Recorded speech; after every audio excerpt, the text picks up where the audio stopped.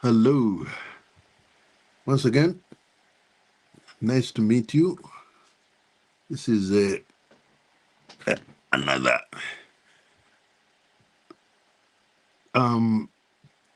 welcome to Frederick Cybersecurity. This is the weekly roundup.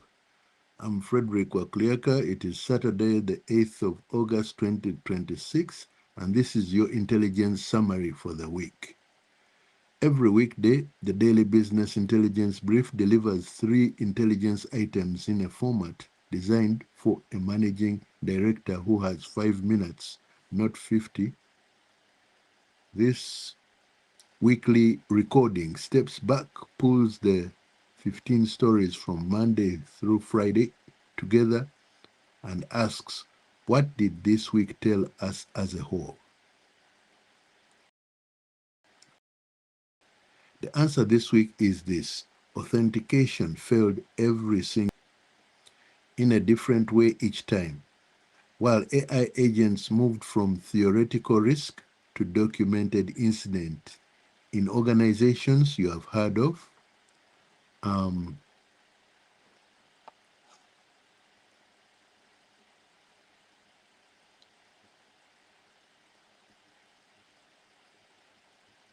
Monday, an attacker could bypass login entirely on the platform your IT provider likely uses to manage every device in your building.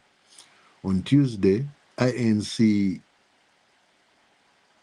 Ransomware was chaining 2 flows to do the same on VPN gateways at an accelerating pace. Wednesday, CISA confirmed active exploitation of a no-login vulnerability in an AI development platform that is growing quietly in enterprise tooling. Thursday's research team disclosed 3 techniques to steal the passkeys your firm may have migrated to for phishing resistance without triggering a single alert. And Friday, a public exploit for a Linux kernel flow was circulating that lets any user with low privileges become the system's administrator. That is 5 days, 5 separate authentication collapses, and running through every one of them was AI, as the attacker's accelerant, as the criminal's product, and as the uncontrolled agent, and as the financial measure of how much worse breaches are becoming. Let us go through the week. Monday, 3rd August, your IT provider's master key has a broken lock. Threat intelligence enable central authentication bypass. CVE 2026-18577. If your IT support is outsourced, and most firms in financial services, professional services, and healthcare, it is. Your entire technology estate is probably managed through a single remote administration platform. Enables Central is one of the most widely used. On Monday, the story was that attackers are actively exploiting a flaw in Central that allows them to skip the login screen entirely. CVE 2026-18577 is an authentication bypass. That means an attacker does not need a username, a password, or stolen credentials. They find the server, they exploit the flaw, and they have administrator control over every endpoint that server manages, every workstation, every server, every device your IT provider touches on your behalf. Enable had released a patch, but as of Monday, the first fix was incomplete, ineffective build, only shipped on the 2nd of August, the day before this story ran. That means a significant number of IT providers were still running a vulnerable platform at the start of this of last week, and some will still be running it now. The action Monday demanded, do not wait for your IT provider to mention this. Ask them directly. Today, if you have not already, whether N-Central is patched to version 2026 3.3.1.7 or later. Business story, Adobe Campaign Classic, maximum severity, no click required. Adobe patched a flaw in Campaign Classic this week, rated 10 out of 10 on the severity scale, CVE 202648449. Allows an attacker to execute code on the server without tricking any user into clicking anything. The reason this matters structurally is in the mechanism. The software failed to check who was permitted to issue which commands. There was no social engineering, no phishing email, no malicious attachment. An attacker who found the server could simply tell it to run code, and it would. Campaign Classic is the marketing automation platform many financial services and professional services firms use to manage client and customer email campaigns. It sits inside your environment. It has access to your contact lists, your CRM, integrations, and potentially your regulated data.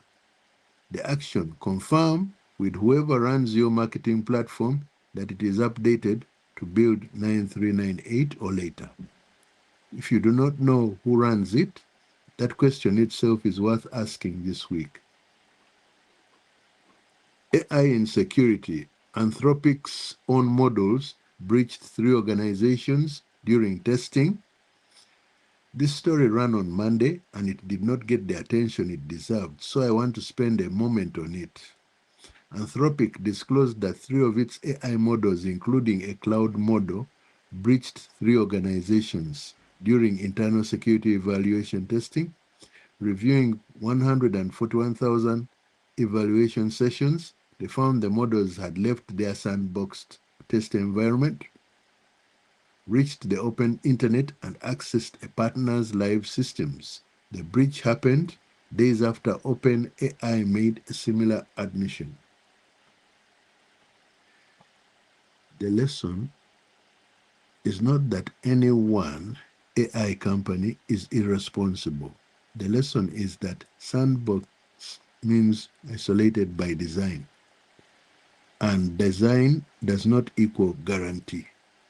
These are AI companies with dedicated safety teams running controlled evaluations, and the agents still got out.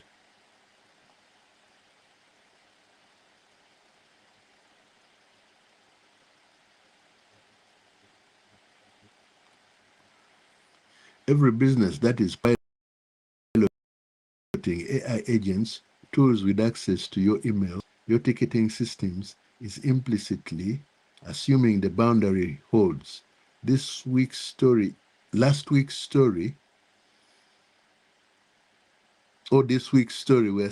is evidence.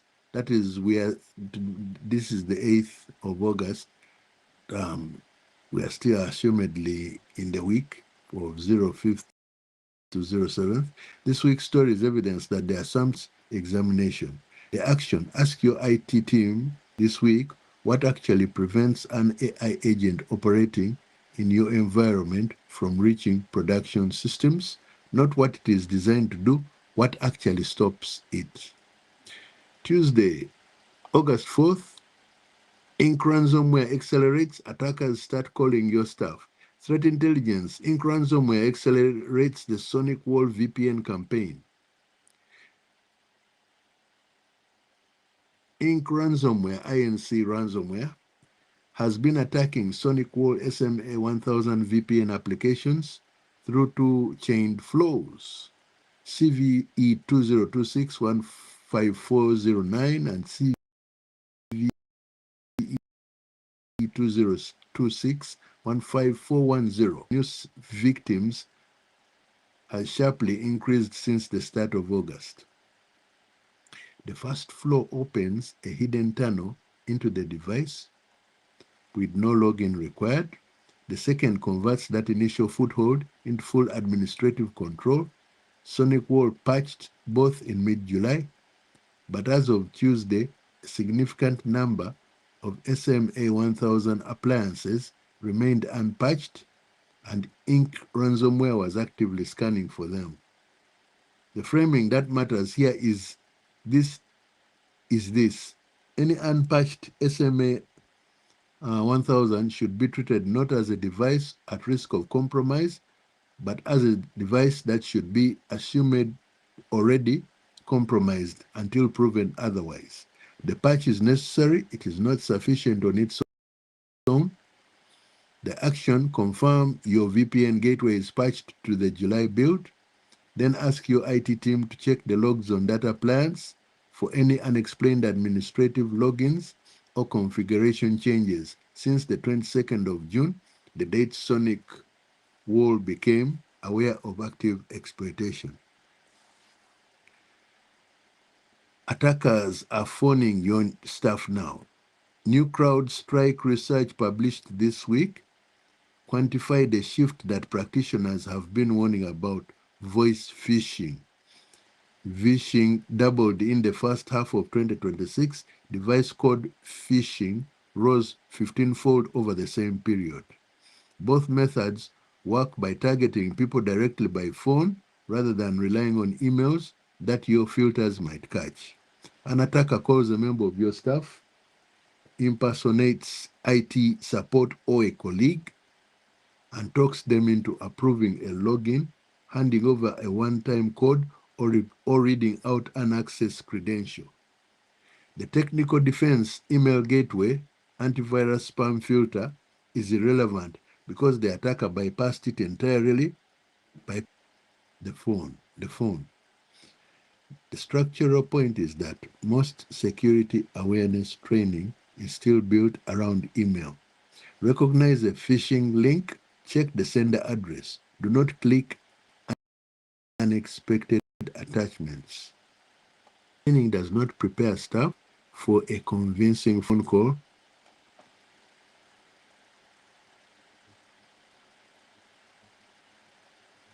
from someone claiming to be the IT help desk. The action: brief your help desk and your finance team specifically on voice-based social engineering. The briefing should include: they should hang up, find the number independently, and call back. They should never approve a login or read out a code to an inbound caller, regardless of who that caller claims to be. AI in security, AI-enabled breaches now cost $6 million on average.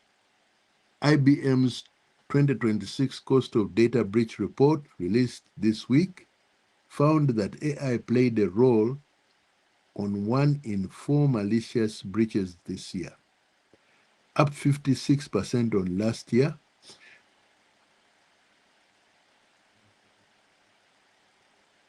The average cost of those breaches, $6 million, roughly $1 million more than the global average for all breaches. The costliest cases involved deepfake impersonation, executives, and AI-written malware. Both are now cheap for an attacker to produce.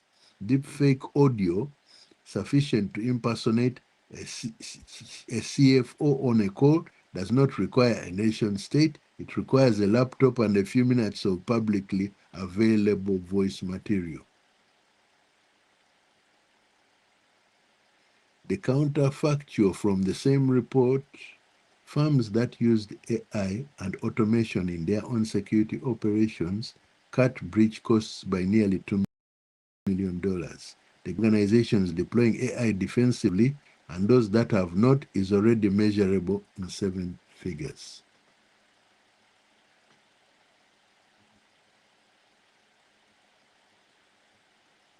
The action: ask your security provider directly whether AI-assisted detection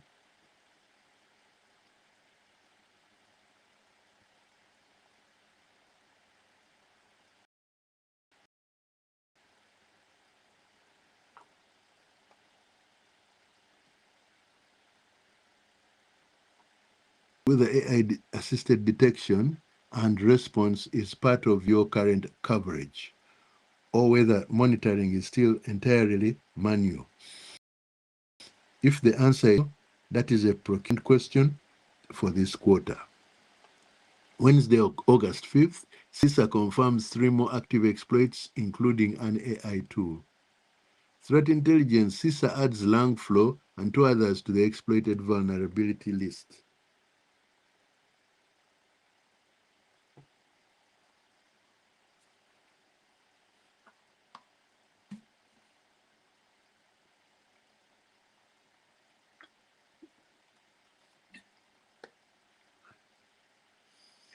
The United States Cybersecurity and Infrastructure Security Agency added 3 vulnerabilities to its known exploited vulnerabilities catalog on Wednesday. A flaw in Langflow, an open source AI development platform, a flaw in Apache Tomcat, and an additional Enable N-Central flaw. The Langflow story warrants specific attention. CVE 2026-9198 is rated maximum severity. It requires no login. An attacker who finds a default configured Langflow installation can take full control of it with no authentication whatsoever. It has already been used in the wild, specifically to plant cryptocurrency mining software on compromised servers. Langflow is notable because it sits at the intersection of the experiments and operational tooling. It is the kind of platform that a technically minded staff member or a vendor might have spun up to prototype an AI workflow without going through the same procurement scrutiny as a production system. If it is sitting on a server in your environment, it is exposed. The action: ask whoever manages your AI tools, your IT provider, if that is outsourced, whether Langflow is running anywhere in your environment, including development or test environments. If it is, confirm if it is on version 1.10.1 or later. Business story: the Amgen breach and what material actually means. Pharmaceutical giant Amgen disclosed this week that hackers stole patient health records and confidential business data from cloud systems run by a third-party provider. Amgen then formally notified the SEC, and the incident was material. An 8K filing made publicly visible, despite the fact that Amgen itself acknowledged it did not yet know the full scope of what was taken. The last point is the structural lesson for any regulated business. Amgen did not wait to understand the breach completely before triggering the regulatory clock. They assessed the incident against their materiality threshold, what a reasonable investor would consider significant, and notified. The breach was at a third-party cloud provider. The disclosure obligation fell on Amgen.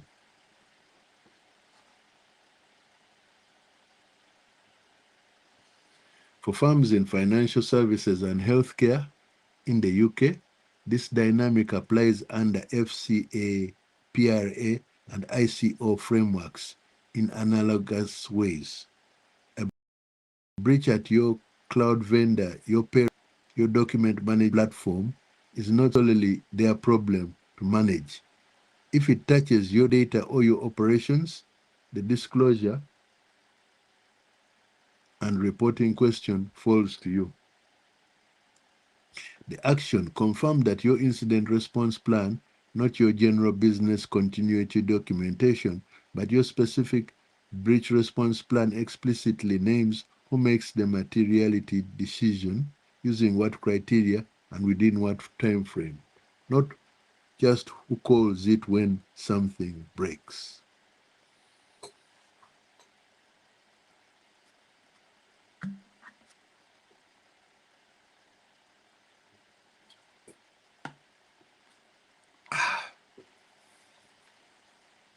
So we're talking about AI in security. A Chinese hacking group let an AI agent run its own attack campaign.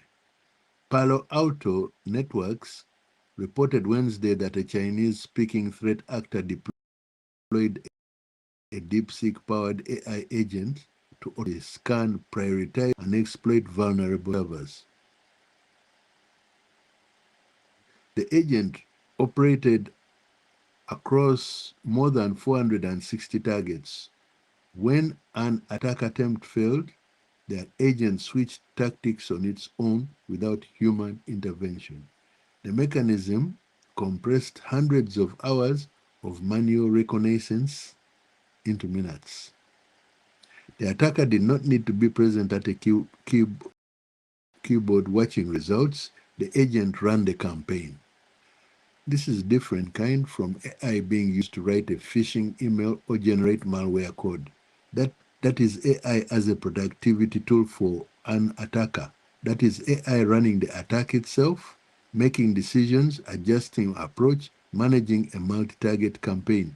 The operational tempo of this kind of attack is not comparable to human-driven intrusion. The action for this is ask your security provider specifically how quickly their monitoring can detect an attack moving at machine speed. If the answer is calibrated to human attack timelines, hours or days to detection, that is a gap worth surfacing. Thursday, 6th August. We're getting nearer to the finishing line.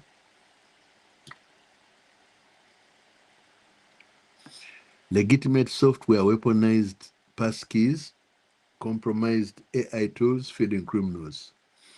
Threat intelligence: the smokescreen campaign is using your own remote tools against you. Securonix is tracking inactive campaign targeting businesses through fake Zoom update notifications, Adobe license alerts, and document review requests. The payload is not malware in the conventional sense. The campaign installs Screen Connect, a legitimate widely used remote management tool using a legitimate binary. Because the binary is signed and Screen Connect is a real commercial product, certificate-based defenses do not flag it. The attacker controls the Screen Connect agent, giving them full desktop access and persistent remote control of the infected machine. Cloudflare tunnels and Dropbox links are used to hide the attacker's infrastructure from network monitoring. This is the pattern that has made legitimate software weaponization so effective. The malicious component is the configuration, not the code. You cannot block a legitimately signed product without also blocking it when your IT provider uses it legitimately. The defense is visibility, knowing every instance of remote management software in your environment, and validating each one against your sanctioned list. The action: ask your IT provider to inventory every Screen Connect instance running in your environment.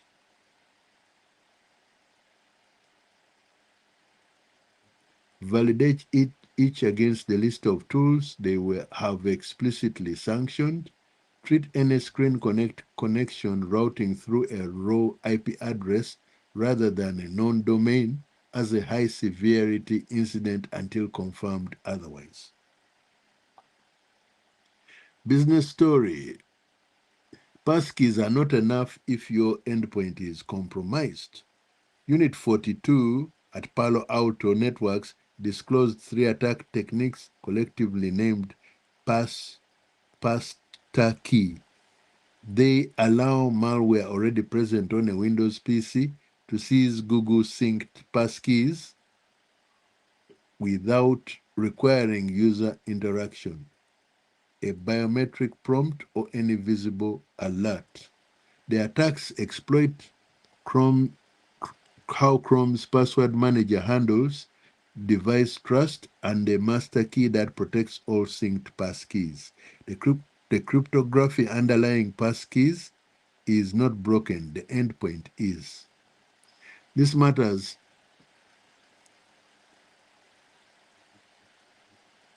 because the business case for passkeys is phishing resistance. The argument that a passkey cannot be stolen the way a password can, because it never leaves the device.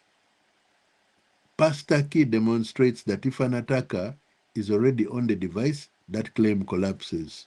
The passkey can be taken silently and used elsewhere.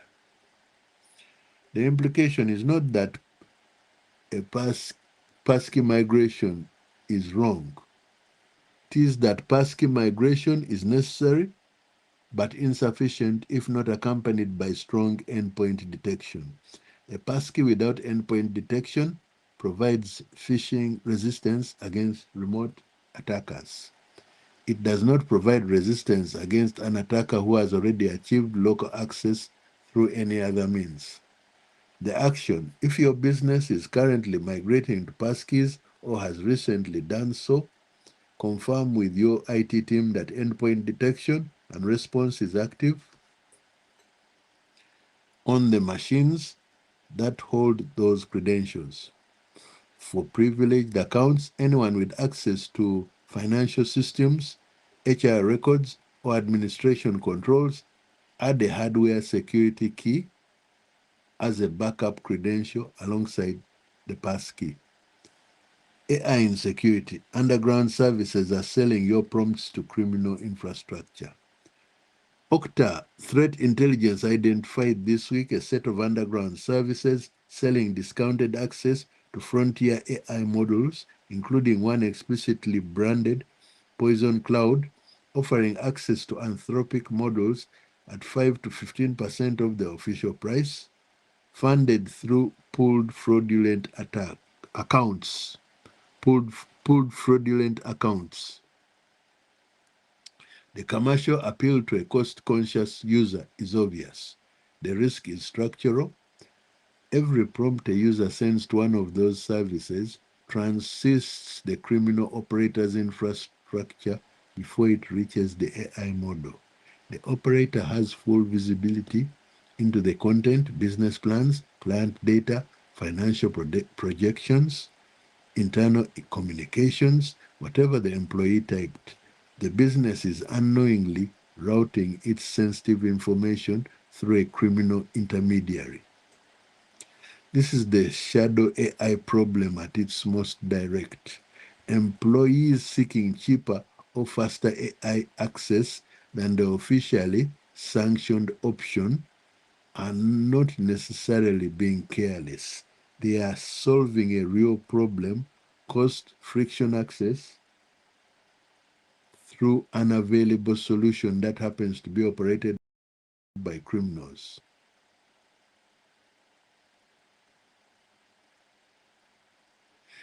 The action to take is audit what AI tools are in use across your organization beyond the ones IT provisioned, block non-unofficial AI proxy services at the network level, establish and communicate that AI access is procured only through sanctioned vendors with data processing agreements in place. The policy will not be effective if employees do not understand the specific risk that the service they are using may be logging every word they type. Friday, August 7th. A kernel flaw with 800 exploit builds a ransomware operator sentenced and AI agents caught in the wild.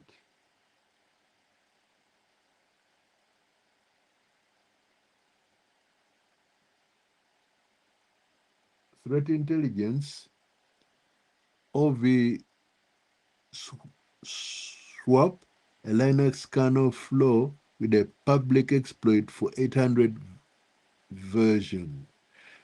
A Linux kernel privilege a Linux kernel privilege escalation flow CVE 2026645331, known as OVSWRAP,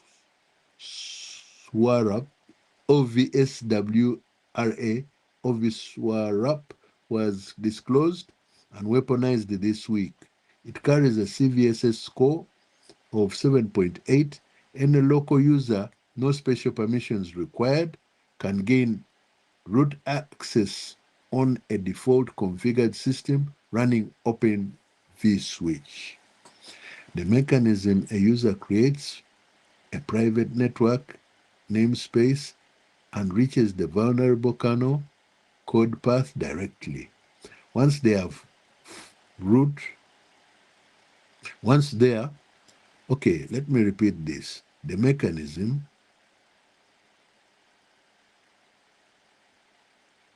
a user creates a private network namespace and reaches the vulnerable kernel code path directly. Once there, they have root, full system control. A public exploit was already circulating by Friday, built for approximately 800 distinct kernel versions. The attacker does not need to tailor their exploit to your specific environment. They have a menu. The affected surface is any business running Linux servers, virtualized networking, or cloud infrastructure, which today covers the majority of medium enterprise technology estates, whether they know it or not. If your cloud provider runs Linux, and they almost certainly do, the question is whether your provider has patched and whether your own Linux workloads have been addressed. The action: check your exposure and patch status today. Ask your IT team and cloud provider specifically about Open vSwitch deployments and kernel patch status. A low privilege account in the wrong hands is now a path to full system control.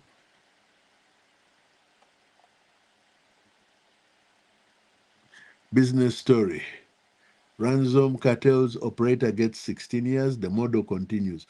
Maxim Silinikau was sentenced this week to 16 years in a United States federal prison for operating the ransom cartel ransomware as a service platform. Between 2021 and 2023, his platform was used against at least 18 companies.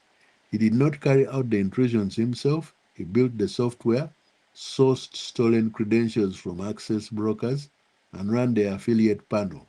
The infrastructure through which other criminals could select targets, deploy ransomware, and split the resulting ransom payments with him.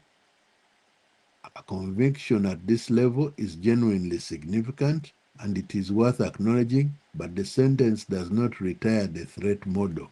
The affiliates who actually breached those 18 companies remain unidentified. The credential brokers who supplied the access have not been named.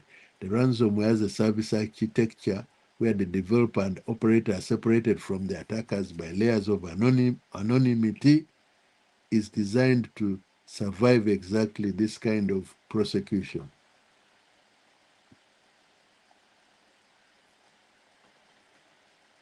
The structural lesson, removing an operator does not remove the model. Ransom cartels affiliates will move to another platform. The access brokers who sold Silinicao credentials are still selling them. The business case for maintaining your defense does not change because one operator is in a cell. AI in security, UK AI Security Institute catches agents taking unsanctioned real-world action. The UK's Security Institute disclosed the results of a controlled evaluation carried out between the 25th and 29th of July across 122 test runs. AI agents took unsanctioned real-world action in 10 of them, 19 separate incidents in total. The majority involved Anthropic's Mythos 5 model. In the most serious case, an agent attempted to insert malicious code into a genuine open source software project. To do so, it invented false identities and used them to socially engineer a real project maintainer who into approving the change. The institute caught the attempt within an hour. No harm resulted. I want to be precise what this tells us. These are controlled evaluations run by a safety-focused government body, specifically designed to surface this kind of behavior. The AI companies whose models were involved are cooperating with that process. The disclosure is responsible. The finding is still alarming. An AI agent given access to real systems autonomously attempted to compromise an external software project by fabricating identities and manipulating a real human being without being instructed to do so.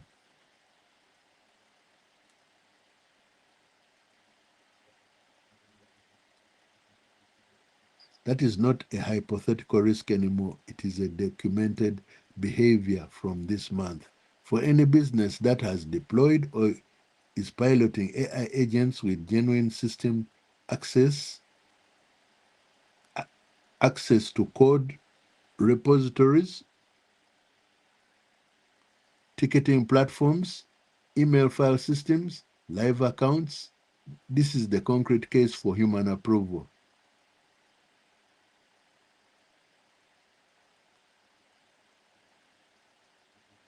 For human approval gates that cannot be bypassed or argued around. The action before expanding any AI agent's access to live systems require that any action it proposes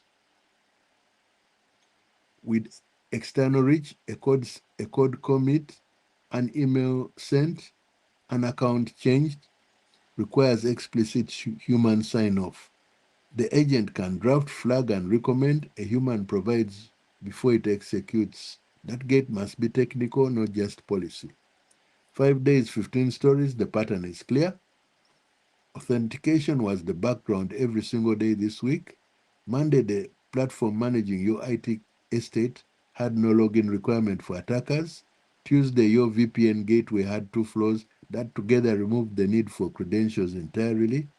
Wednesday, an AI development tool allowed unauthenticated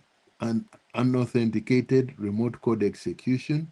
Thursday, Passkeys, the technology firms are migrating to specifically because they resist credential theft, were shown to be extractable by malware already on the device. Friday, a kernel flow converted any low privilege account into a root account on systems running across most enterprise cloud estates.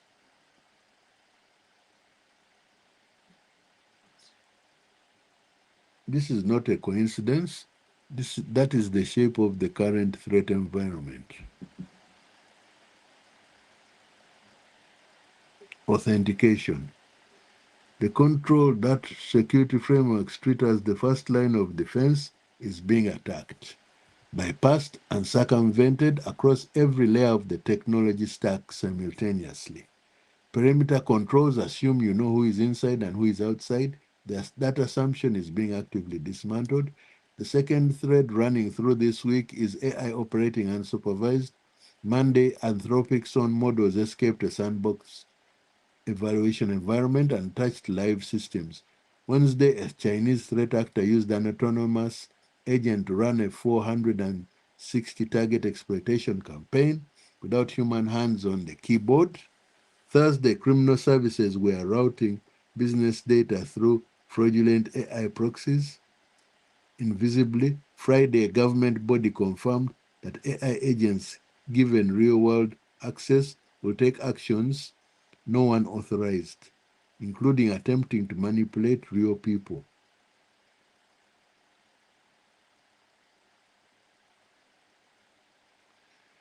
AI is now both the attacker's primary accelerant and an active source of risk inside organizations that have deployed it without appropriate controls. The firms that are ahead of this are the ones asking the same question about every AI tool they deploy: what can it reach, and what stops it from doing something it was not asked to do.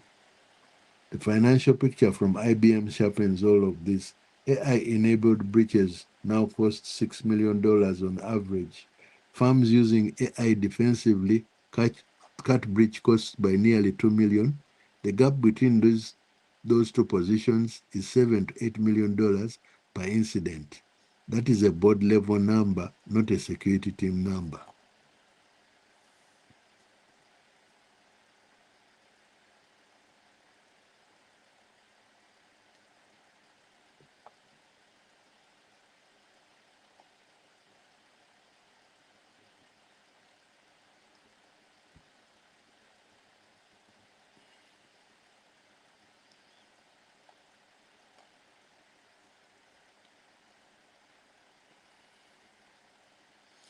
Three actions this week demanded.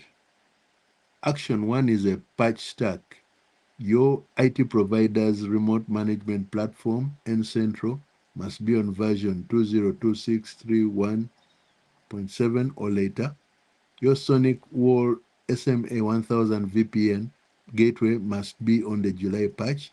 Your Adobe Campaign Classic must be on build 9398. Any Linux servers or cloud infrastructure must be checked for Open vSwitch exposure and kernel patch status against CVE 2026-64531. These are not aspirational items. These are documented active exploits with public proof of concept code in circulation. Ask your IT team this week which of these four are patched and which are not, and name a completion date for any that are outstanding. Action 2 is an AI governance audit. Two specific questions. First, what AI tools are running in your environment beyond the ones IT provisioned? Audit tool usage. Identify anything procured outside the sanctioned list, and block unofficial AI proxy services or the network at the network level. Second, for any AI agent with genuine system access, not a chatbot, but a tool that can send emails, commit code, update records, or interact with the accounts, what human approval gate exists for any action with the external reach? If the answer is none, that gate must be built before the agent's access is expanded.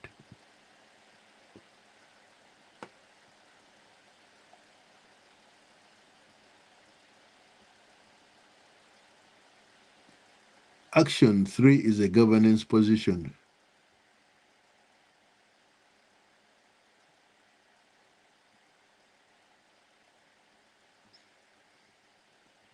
For this month's management discussion, your incident response plan must specify in writing who makes the materiality determination when a breach occurs, using what criteria,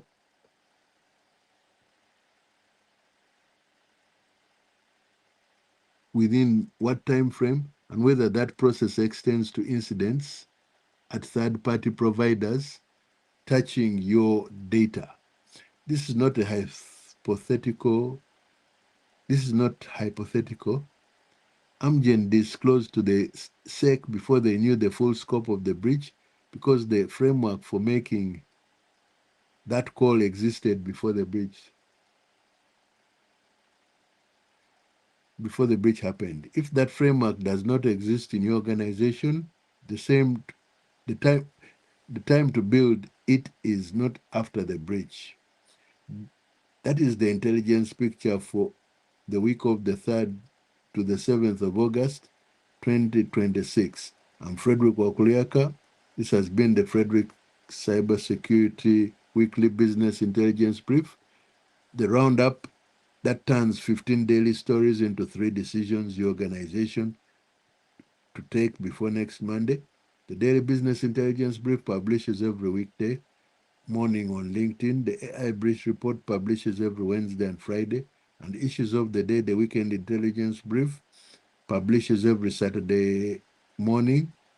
So I'll be back with the Weekend Intelligence Brief, Issues of the Day tomorrow. Subscribe to all 3. The links are on LinkedIn. If this recording has been useful, share it with one person who carries security responsibility without a dedicated security team. That is exactly who this is built for. Thank you for listening, and I will see you soon.